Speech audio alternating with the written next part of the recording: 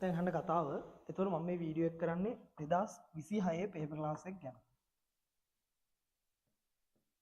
මෙහෙමයි. 2026 paper class එක කියන්නේ දැන් අපි රිවිෂන් එක පටන් ගත්තේ දෙසැම්බර් මාසයේ රිවිෂන් එක තියෙනවා. දෙසැම්බර් මාසයේ රිවිෂන් එක පටන්ගෙන දැන් පේපර් ක්ලාස් එක පටන් ගන්නවා ජනවාරි මාසේ. මේක ජනවාරි මාසේ මුල ඉඳලම පටන් ගන්න කියන්නේ ජනවාරි 5 ඉඳලා පටන් ගන්න සතියේ ඉඳලා පටන් ගන්නවා මේක. ඒතකොට මේකෙදි වෙන්නේ මෙහිම දෙයක්. ඒ කියන්නේ මේක ඇත්තටම කිව්වොත් මෙන්න මේ විදිහට තමයි පේපර් එක යන්නේ. පළවෙනි දේ පේපර් එක MCQ structured essay කියන කොටස් තුනම තියෙනවා. සාමාන්‍ය මේක පැය 4ක පේපර් එකක්. පැය 4යි. ඒ කියන්නම් මේක.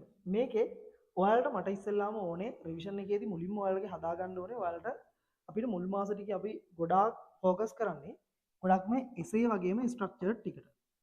දැන් මුල් මාස අපි 4-5 උඩරිම essay ටිකටයි structured ටිකටයි මහන්සි වෙලා හේතුව ළමයින්ට essay හරියට ලියන්න බෑ structured හරියට ලියන්න බෑ. ඒකින්ද අපි ඒ ටිකට හොඳට ફોකස් කරලා අපි ඒ ටික තමයි මුලින් හදාගන්නේ.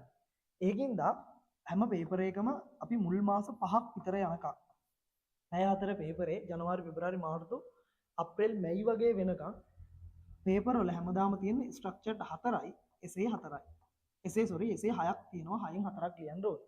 MCQ ගත්තොත් MCQ නම් තියෙන්නේ 25යි. MCQ 25යි තියෙනවා. ඔය විදිහට තමයි පේපර් යන්නේ මුල් ටිකේ හේතුව තමයි වැඩි අවධානයක් දෙන්නේ මෙන්න මේ essay ටික හදාගන්න අනිවාර්යෙන්ම කවුරුණත් ෆ්‍රෙෂ් අයි කරපු කෙනෙක් වුණත් සෙකන්ඩ් අයි කරපු කෙනෙක් වුණත් හැමෝම දන්නවා Tamanට ලියා ගන්න බැරුණ ඇත්තටම essay එක. MCQ කියන එක අපිට ඉක්මනට හදාගන්න පුළුවන් මාස 3කින් විතර MCQ ටික හදාගත්ත හැකි කෙටිකම ටික එහෙම දාලා MCQ ටික අනිවාර්යෙන් 45 පන්නන්න පුළුවන් විදිහට හදාගන්න පුළුවන්. ඒතර ඔය විදිහට තමයි ඒක වෙන්නේ. කියන්නේ පේපර් එක කියන්නේ ඔය විදිහට. ඊළඟට ඔයාලට අපි පස්වෙනි කියන්නේ ජනවාරි දෙවෙනි සතියේ ඉඳලා සති 4ක් තියෙනවා පේපර්ස් 4ක් තියෙනවා ජනවාරි මාසෙට. මේක ඇත්තටම මේකෙදි එන්න පුළුවන් ෆ්‍රෙෂ් අයි කෙනෙකුට උනත් සෙකන්ඩ් අයි කෙනෙකුට උනත් එන්න පුළුවන්. ඒතර මේක තියෙන්නේ මෙහෙමයි. ඔන්ලයින් පේපර් ක්ලාස් එකක් තියෙනවා. ඔන්ලයින් ක්ලාස් එකක් තියෙනවා වගේම තව තියෙනවා සෙන්ටර්ස් වලට ගිහිල්ලා අපි මුලින්ම එක සෙන්ටර් එකකින් දෙකකින් විතර පටන් ගන්නවා. සෙන්ටර්ස් වලට ගිහිල්ලා ලියන්න පුළුවන් විදිහට මේක හදලා තියෙනවා. හරිද? එතකොට ඔන්ලයින් ලියන අයට අපි පේපර් ටික ඔක්කොම පේපර් 4ම මාසෙ මුල ගෙදෙට්ට එවනවා. පේපර් 4ක් තියෙනවා. දැන් මේ මාසෙ යන 1 2 3 4 කියන පේපර්ස් 4 ඔය 4 ගෙදෙට්ට එවනවා. දැන් සෙන්ටර්ස් වලට යන අයට සෙන්ටර්ස් වලට යන එක මම නම් කියන්නේ හොඳයි. එතකොට යන අයට මම මේ විස්තර ටික දාන්න මුලින්ම පටන් ගන්න අපි ඇත්තටම සෙන්ටර් එකක් හෝ දෙකක් තමයි මුලින්ම පටන් ගන්නෙ. ගොඩක් අර මයි ෆිසිකල් වෙන අයට ලේසි වෙන විදිහට තමයි මුලින්ම සෙන්ටර් එක දාන්නේ. එතකොට යාළුවට තියෙන සෙන්ටර් එකට ගිහිල්ලා විභාගෙ ලියන විදිහට ලියන්න. එතකොට පැය 4ක් තමයි මුලින්ම යන්නේ පේපර් එක. හරිද? එතකොට මේක අනිවාර්යෙන් මම කියන්නේ මේක මුලින්ම හදන්නේ essay ටික තමයි ටාගට් කරන්නේ. ඒකින්ද අනිවාර්යෙන් essay ටික හදමු. හදලා ඉවරලා තමයි වැඩේ ඉවර වෙන්නේ ඊළඟට. එතකොට මේකේ ප්‍රශ්න වැටෙන්නේ කොහොමද කියන එක එනවනේ මම කෙටියෙන් කියන්නේ විස්තරේ. MCQ. MCQ ප්‍රශ්න ටික වැටෙන්නේ මේ වෙනකොට ෆස්ට් අයි කෙනෙක් වුණත් ක්ලාස් ආවත් නැතත් එයාලගේ පළවෙනි පාඩම දෙවෙනි පාඩම තුන්වෙනි පාඩම හතරවෙනි පාඩම පස්වෙනි පාඩම මෙන්න මේ ඒකක ටික ඉවරයි මේ වෙද්දි. එන මුල් ඒකක පහ ඉවරයි 2026 තියරි කෙනෙකුගේ වුණා. එතකොට අපේ MCQ ටික වැටෙන්නේ MCQ 25 පේපර් අපි යන්නේ මාස 5ක් විතර යනවානේ. එතකොට ඒ පහ යද්දි යන්නේ මේ විදිහට යන්නේ. ඊළඟට අපි දෙසැම්බර් මාසේ ඊට කලින් මාසේ ඉවර කරලා තියෙනවා රිවිෂන් එකේ ආයෙට තියරි උනත් රිවිෂන් තියරි දෙගොල්ලගෙම. දැන් හැම පන්තිකම මේක ඉවරයි. ඊට අමතරව රිවිෂන් උනත් තියරි උනත් මේ වෙද්දි අපි දෙසැම්බර් මාසේ ඉවර කරා 8 වෙනි ඒකකේ පරිසර විද්‍යාව ඉවර කරලා තියෙනවා. පරිසර විද්‍යාව සම්පූර්ණයෙන් කෙටි ක්‍රමත් එක්ක මතක තියාගන්නම උගන්වලා ඉවර කරලා තියෙනවා. පරිසර විද්‍යාව ඉවරයි. එතකොට අපි මේකට ඇඩ් කරනවා 8 වෙනි ඒකකේ. 8 වෙනි ඒකකේ ඇඩ් කරනවා. කියන්නේ MCQ හැදෙන්නේ කොහමද? 1 2 3 4 5 8 සමහරට 8 ඒව නැති වෙන්නත් පුළුවන්. 1 2 3 4 5 අනිවාර්යෙන්ම තියෙනවා. හේතුව තමයි මට ෆ්‍රෙෂ් අයි අයටත් පේපර් එක ලියවන්න හුරු කරන්න ඕනේ. ඒකින්ද ක්ලාස් ආවත් නැතත් එයාලටත් එක තමයි MCQ එක හදලා තියෙන්නේ. හරිනේ. ඊට පස්සේ ඔන්න MCQ එක යන විදිහ අපි ඒතර කරගෙන යන විදිහට තමයි ඇඩ් කරන්නේ. ස්ට්‍රක්චර්ඩ් එක හැදෙන්නේ මෙහෙමයි. ස්ට්‍රක්චර්ඩ් එකත් ඔය වගේම තමයි 1 2 3 4 5න් අනිවාර්යෙන් ස්ට්‍රක්චර්ඩ් ප්‍රශ්න 3ක් විතර තියෙනවා. අනිවාර්යෙන් පළවෙනි තුන ඒ විදිහට යන්නේ. ඊළඟට අපි දැන් මේ කරපු 8 වෙනි පාඩම ඉවර කරානේ. ඔන්න ඔය 8 වෙනි පාඩමෙන් සම්පූර්ණ ස්ට්‍රක්චර්ඩ් ප්‍රශ්නයක් තියෙනවා. හේතුව ස්ට්‍රක්චර්ඩ් ටික හදන්න ඕනේ. ඒතර පේපර් 4ෙම අනිවාර්යෙන් ස්ට්‍රක්චර්ඩ් ප්‍රශ්නයක් 8 වෙනි පාඩමේ අන්තිම ප්‍රශ්නේ ස්ට්‍රක්චර්ඩ් එක වැටෙන්නේ 8 වෙනි පාඩමේ. ඊළඟට essay ටික. essay ටික හැදෙන්නේ ඔයාලගේ මම අර පාඩම් කරගෙන යන විදිහට තමයි හැදෙන්නේ. හේතුව තමයි ඔයාලගේ දෙසැම්බර් මාසේ මම ඇත්තටම ඉවර කරා පරිසර විද්‍යාව තියරි අය වුණත් රිවිෂන් අය වුණත් ඉවර කරන් පරිසර විද්‍යාවට අමතරව දෙවෙනි පාඩමත් ඉවර කරලා තියෙනවා. ඒ කියන්නේ රසායනික සෛලිය පදනමත් ඉවරයි, 8 වෙනි පාඩම පරිසර විද්‍යාවත් ඉවරයි. එතකොට මේ එසේ එක හැදෙන්නේ මේ විදිහට. එසේ ප්‍රශ්න 6ක් තියෙනවනේ. එසේ ප්‍රශ්න 6න් මම පේපර් 1, පේපර් 2, පේපර් 3, පේපර් 4 කියන්න. ඔන්න පළවෙනි පේපර් අතරේ තනිකර එසේ බලා ගන්න ඕන මාතෘකාව කියනවා. සම්පූර්ණ පළවෙනි පේපර් එකේ තියෙන කෙලිම පරිසර විද්‍යාවෙන් විතරයි. ඒ කියන්නේ අපි රිවිෂන් එකේ දෙසැම්බර් මාසේ කරපු සම්පූර්ණ පරිසර විද්‍යාව කොටස විතරයි එසේ පේපර් එකේ තියෙන්නේ. ඔන්න ජනවාරි පේපර් එකේ එසේ එක බලා ගන්න හැටි පරිසර විද්‍යාව.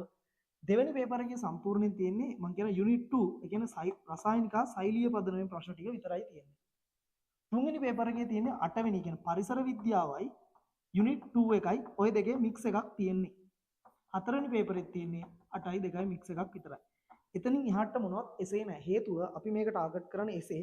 ඔයාලගේ එසේ පිළිවෙලට ඕනම එසේ එකක් ලියා ගන්න පුළුවන් විදිහට හදන්න ඕනේ. ඒකින තමයි මේ විදිහට කරන්න. 8යි 2යි කියන ටික තමයි ඔයාලගේ ජනවාරි මාසේ පේපර් වල තියෙන එසේ ටික. ඒතර ඔයාලා පාඩම් කරගත්තා නම් හරි 8 වෙනි පාඩම සම්පූර්ණ මුල ඉඳලා අගටම ප්‍රශ්න තියෙනවා. ඒ කියන්නේ මුල පරිසර විද්‍යාව යණු කියන තැන ඉඳලා සම්මුති ටිකට යනකම් අර පාරිසරික පණක් ටිකට යනකම් ප්‍රශ්න තියෙනවා. දෙවෙනි පාඩම ගත්තොත් දෙවෙනි පාඩමේ කාබනික සංයෝග ඉඳලා අන්තිමට තියෙන සෛලිය ශෝෂණ ලබ්ධිය තියෙනවනේ එතෙන්ට ගම ප්‍රශ්න ටික තියෙනවා. ওই විදිහට තමයි ජනවාරි කියන්නේ. ඒ කියන්නේ අපි දෙසැම්බර් මාසේ කරපු පාඩම් ටික ටාගට් කරලා තමයි ජනවාරි මාසේ පේපර් එක කරන්නේ. ඔයාලට තේරෙනවා මේක කොච්චර වැදගත්ද කියලා. කියන්නේ එලිම ફોකස් කරලා තමයි කරන්නේ. ඒතර අර මාසේ ඉගෙනගත්ත පාඩම් ටිකේ ඔයාලට කොච්චරක් ඔයාලට පුළුවන්ද වෙයිද කියන එක ඔයාලට ජනවාරි මාසෙද්දි බලා ගන්න පුළුවන්. දෙසැම්බර් වල පටන් ගත්තේ නැත්නම් ඒකයි පේපර් ක්ලාස් එක ඊළඟට. ඒතකොට රිවිෂන් එක ගත්තාම රිවිෂන් එකේ මම කියන්න දෙසැම්බර් මාසේ මම ඉවර කරලා තියෙන්නේ දෙවෙනි පාඩමයි 8 වෙනි පාඩමයි ඉවර කරලා තියෙන්නේ. ඒතකොට ජනවාරි මාසේ පේපර් ක්ලාස් එකට වැටෙන්නේ ඔන්න ඔය දෙක ටාගට් කරපු එසේ ටිකක් ස්ට්‍රක්චර් ටිකක් තමයි. ඊට අමතර 100%ක් එන්නේ නැහැ. ඊට අමතරව වැටෙනවා මොනවද? ඊට අමතරව වෙනවා මේ ඊට අමතරව MCQ ටික එනවා. පළවෙනි පාඩම් ටික. ඒ ටිකත් අපි අමතක කරනවා නැත්නම් ඒ ටික හදාගන්න බැරි වෙනවා. ඊළඟට රිවිෂන් එකේ ජනවාරි මාසේ යන පාඩම් දෙක තමයි පාඩම් දෙකක් යනවා. 3 වෙනි පාඩමයි 6 වෙනි පාඩමයි. ඒ කියන්නේ පරිණාමය හා ජීවීන්ගේ විවිධත්වය ප්‍රවේණි විද්‍යාව කියන දෙකම යනවා. ඒතකොට මෙන්න මේ පාඩම් දෙකේ පේපර් ටික වැටෙන්න ඔයාලගේ පෙබරවාරි මාසේ හරිද? පෙබරවාරි මාසේ පේපර් වලට තමයි වැටෙන්නේ 3 වෙනි පාඩමයි 6 වෙනි පාඩමයි තමයි එසේ වලට වැටෙන්නේ. ඒ විදිහට තමයි යන්නේ. ඒ කියන්නේ ජනවාරි මාසේ කරපු පාඩම් ටිකේ එසේ ටික වැටෙන්නේ පෙබරවාරි මාසෙට. ඒ විදිහට තමයි මේක කරගෙන යන්නේ. එතකොට ඕනම කෙනෙකුට මේකට ජොයින් වෙන්න පුළුවන්. මේක සම්බන්ධ වෙන්න පුළුවන්කම තියෙන්නේ අනිවාර්යෙන් ltbio.lk කියන වෙබ්සයිට් එකට යන්න. වෙබ්සයිට් එකේ ඔක්කොම විස්තර දාලා තිනවා. මේකේ රෙජිස්ටර් වෙන්න. රෙජිස්ටර් වුණාම ඔයාලට ඔක්කොම ඩීටේල්ස් ටික තියෙයි. ඒ ටික ගන්න. ඒකෙන් ඒතකොට ඒකෙන් තමයි සයිට් එක හරහා තමයි යන්නේ සම්පූර්ණ රෙකෝඩින් යන විදිහ. ඊළඟට වැඩිපුර මොන හරි තොරතුරු දැනගන්න තියෙනවා මෙන්න මේ නම්බර් එකට මැසේජ් එකක් දාන්න. WhatsApp මැසේජ් එකක් දාන්න මේකෙන් ඔක්කොම දැනගන්න පුළුවන්. ඊළඟ Telegram එකේ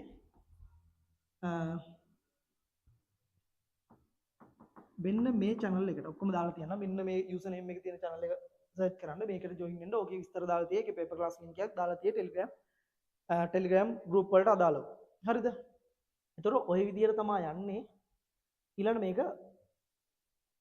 online physical ඕන කෙනෙකුට ලියන්න පුළුවන්. ඒතර මෙන්න මේ ltbio.lk එක අනිවාර්යෙන් එක රෙජිස්ටර් වෙලා තියෙන්න ඕනේ. මේකේ මොන හරි මැසේජ් එකක් තියෙනවා දාලා ආගන්න. ඒතර මේක Telegram තනිකර රිවිෂන් එකේ තියෙන channel එක. හරිනේ. ඒතර එච්චරයි තියෙන්නේ. ඊට පස්සේ මම පේපර් එක ලියන්න ඕන විදිහම ඊළඟ වීඩියෝ එකකින් මම ඔක්කොම වීඩියෝ ටික දාන්නම්. කියන්නේ පේපර් එකක් හරියට ලියන්නේ කොහොමද? ඒ ටික පස්සේ දාන්නම්. මුලින්ම මේකට